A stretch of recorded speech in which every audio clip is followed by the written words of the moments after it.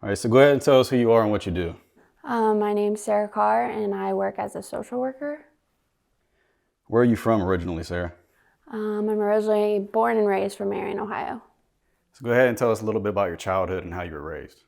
So I was raised by a single mom.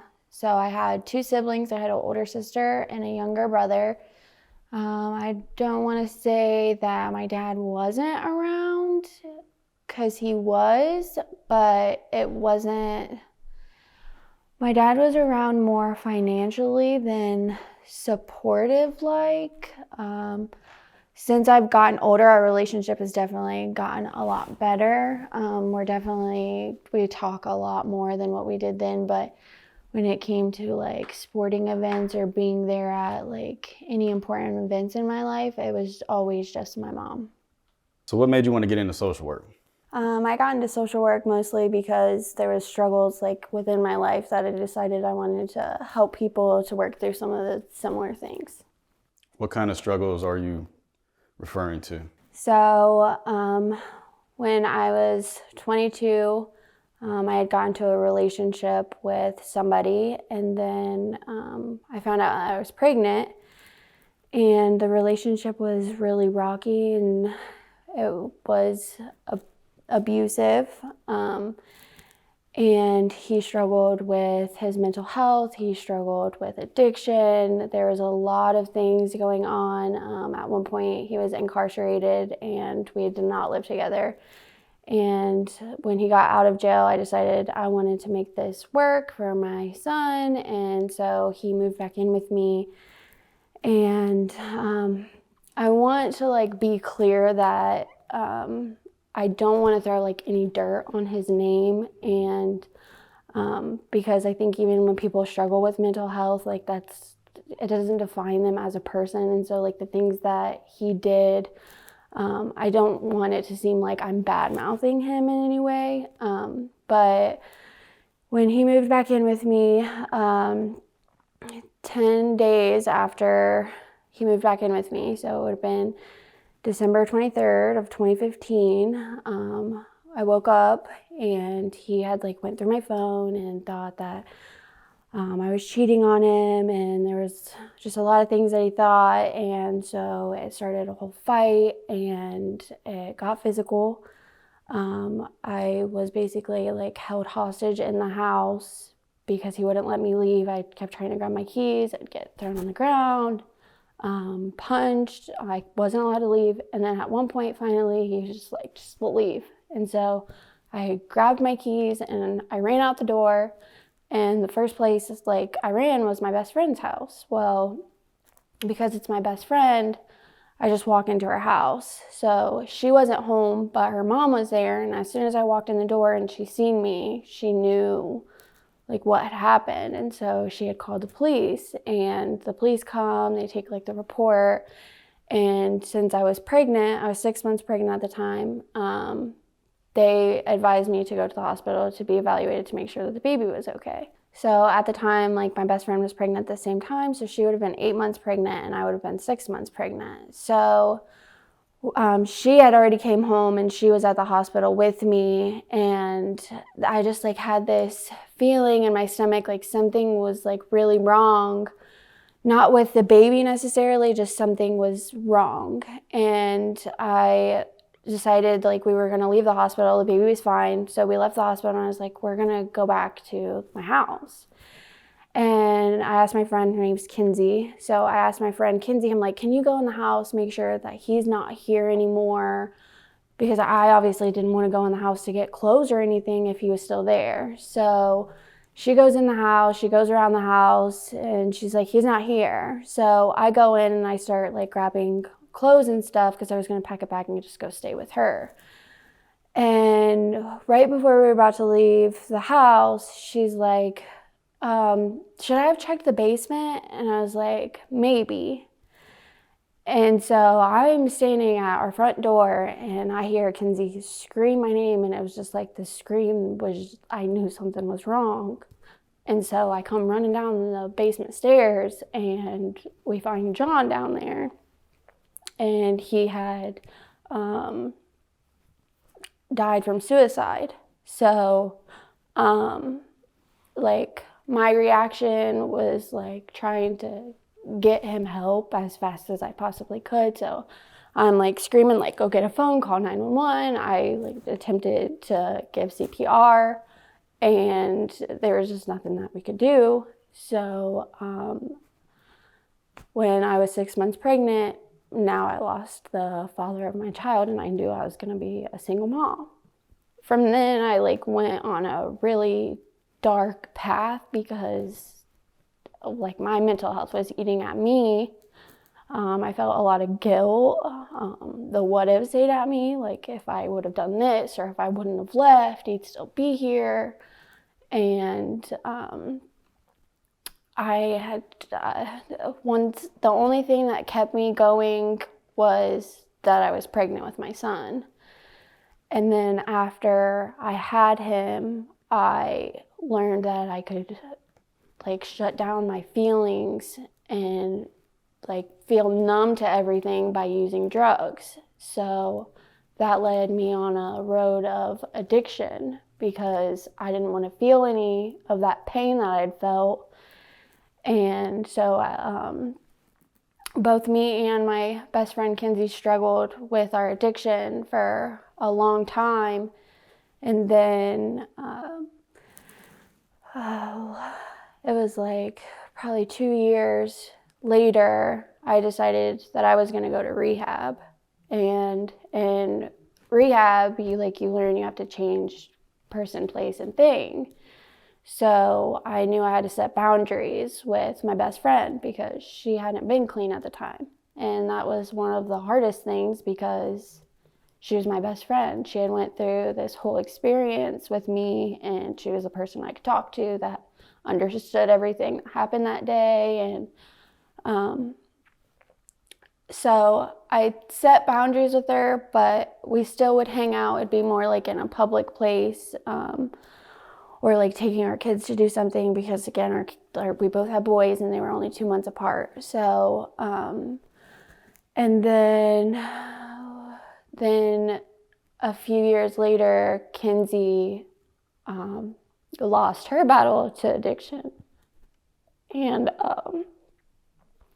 she overdosed and she passed away, and that destroyed me. Like, I thought losing John was hard, but like I said, losing like the person that you talk to, like your best friend's like your therapist. So losing that person like crumbled me, but I had learned like through treatment and seeing therapists that I wasn't going to go back to using again. And I used it more as a tool to like empower me and grow from, because I wasn't going to go back down that same path. And so that's when I was like, all these things that have happened to me, I need to use these things to help somebody else. And so that's when I went back to school to become a social worker. That's awesome. What drugs were you guys using? So it all started with pills. So Perk 30s was like the thing around that time. And then Perk 30s started to become really hard to get. So we started using like heroin instead of Perk 30s. And I had always told myself, like, in addiction, I always justified me using pills. I'm not a heroin addict. I just use pills. I'm not a heroin addict. And then when it got to the point where it's like, well, heroin's cheaper and I can't be sick. I can't take care of my kid when I'm sick. Like, so that's when the heroin became a thing. And at that point in my brain, it was like, you're only progressing, like, it's going to get to like the point of like shooting up, or, you know, like it's just levels to it. You just get deeper and deeper. And that's when I finally decided that I was going to go to rehab. It was shortly after the heroin became part of my drug addiction. So you lost the father of your child to suicide. If you don't mind, if it's not too much of a touchy subject, how did he commit suicide? So he had hung himself. Okay, down in the basement. In the basement, yeah. And that's how you guys Or Kenzie found him? Kinsey found him, and then, yeah, she yelled for me, and then I came running down, and like, again, you know, mental health, he was struggling with his mental health. He had some substance use problems as well. So, like, I'm not blaming him in any way. I've learned to forgive him a lot. But he definitely had it well thought out. He had placed a knife on the dryer, which was right beside where he was. So he knew that whoever found him was going to use that knife. So Kenzie and I both, I had to, you know, ask her. She was scared. She was really scared. So I had to ask her to help me as we got him down. And then I tried to do CPR, which at the time I wasn't even really trained to do CPR. Yeah. So I'm just trying to do what I thought I knew how to do. And she ran and got a phone for 911. Do you think her seeing him commit suicide played a big role in her addiction also? Absolutely. And I think that everybody was so concerned about me because he was the father of my child. But again, we were both pregnant. So having a traumatic experience like that while you're both pregnant, and I think everybody was so worried about me. And like, even now, I don't know that I ever really asked Kenzie, like, are you okay? You know, because she was so worried about me and making sure that I was okay. And those are things that I wish I would have, you know, said to her, like, you know, how are you processing this too? Where was Kenzie and what was she doing when you went to rehab? Kenzie would have still been out here doing the same things. She would have still been using. And at the time when I switched to heroin, I don't know for sure that she had. A big part of addiction is we're liars. You know, we lie about our substance use. And I never even really told anybody that I already switched to using heroin. So I can't say for sure if Kenzie had switched to heroin at that point or if that was something that happened later on. So did the thought of what happened become so painful that the pills just weren't doing enough anymore that you thought you had to take it to heroin? Or was it all about it being just cheaper? It was mostly about it being cheaper because Perk 30s, they were harder to find. They were getting harder to find.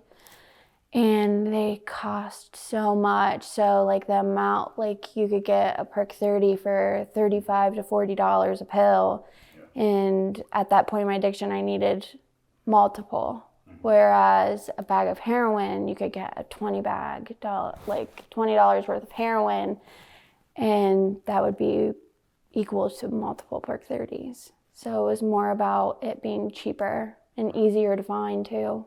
And how do you think that affected you being able to be a mother to your kid while you were doing that? So I think that, so I was a functioning addict. So I had worked at Honda at the time, and I had worked there. I had worked there my whole pregnancy. I had worked there through my whole addiction. Actually, they're who helped me find a treatment. I came clean to Honda and was like, I've been using, I need help. They helped me get into treatment. So I was always a functioning addict. I always worked and I always took care of my son. And it became like a point where like I felt like I couldn't take care of him if I wasn't high, because at a certain point in your addiction, it becomes that you're not getting high to be high. It's that you're getting high to be normal, because if you're not high, you're sick. You're not getting out of bed. You're not able to if I wasn't able to get high before work, I wasn't going to work. Like, it was hard to function without being high. So, I mean, I wasn't 100% the best parent, because obviously I was using, you know, there's a lot of things that could have went wrong in that, but I don't want to say that I was a bad mom either. So you were still able to do everything that you needed to do? Yeah, absolutely. I did, yeah, for the most part, everything that I was supposed to be doing, I was able to do. So how do you think that that's improved now since you've recovered from the addiction and everything? Oh, well, I don't have to get high every day that I wake up, and that's a great feeling. I don't wake up like sick or like my automatic thought is like, how am I going to get drugs today? My first thought when I wake up is like, I got to go wake my kids up and get them breakfast, you know? So I am a way better mom because I'm always there. I'm not chasing a high. I'm not figuring out how I'm going to get money. I'm not figuring out all these factors that play in when you're using. So I'm definitely more there. So you had one kid with John? I had one kid with John, yeah. Okay, and have you had to explain to them yet what happened to their father? So I don't, I've always said that his dad was in heaven. So from the time that he was little, before he can even understand what I was talking about, I always said, your daddy's in heaven. He is about to turn 7 now. So there has came a point where he's asked, how did my daddy die? And I don't think that he's ready for that conversation. So my response is just that he was sick, because in my mind, your mental health, when you're struggling with your mental health that bad, you are sick. So I don't feel like I'm lying to him, but until he's old enough to understand, I don't think he needs to know the whole story. Absolutely. So how is Kenzie's kid now? He's great. So he lives with Kenzie's mom and Kenzie's stepdad, but also like their family is just like a strong support team. So Kenzie's dad is also always there for him. So he kind of just like, or uncles are always helping. So he will just be kind of like wherever, you know, but he mostly lives with Kenzie's mom and Kenzie's stepdad, and he is doing great. So go ahead and tell us some good memories that you have of John and Kenzie. Well, so with John, I obviously, the best part of John is that I have my son. So like that is like the best part of John, but John really liked to go fishing. So there's memories of fishing with John. And Kenzie, I could tell you a million memories with her, because me and Kenzie basically grew up more as family. We have mutual family, so we're always at like the mutual family gathering. So we grew up knowing each other since we were little. And so Kenzie, I mean, some good memories with Kenzie's just, she is just a bright person. I was like kind of more shy and like self-conscious, and like Kenzie was just like outgoing. She'd talk to anybody and everybody, and she like would boost my self-esteem. It was like we kind of equaled each other out. Like, Kenzie, you're being a little too crazy, you know, calm down. But then she'd be like, Sarah, you're not being crazy enough. We're supposed to be having fun, you know? And so she would hype me up, and then I would mellow her down. So you guys balanced each other out. Yeah. So what are some things that you do on a daily basis as a social worker? So I work in the field of mental health. I mostly work with kids, but some teenagers as well. And so just kind of helping them overcome some of the obstacles that they have in their life. And I'm sure it helps that you have past experiences so you can relate to them quite a bit. Yeah, absolutely. So, but I mean, as a social worker, like we have a lot of boundaries, and so like an ethical guidelines. So a lot of them don't know that stuff about me, but it is helpful that, I mean, I can absolutely relate.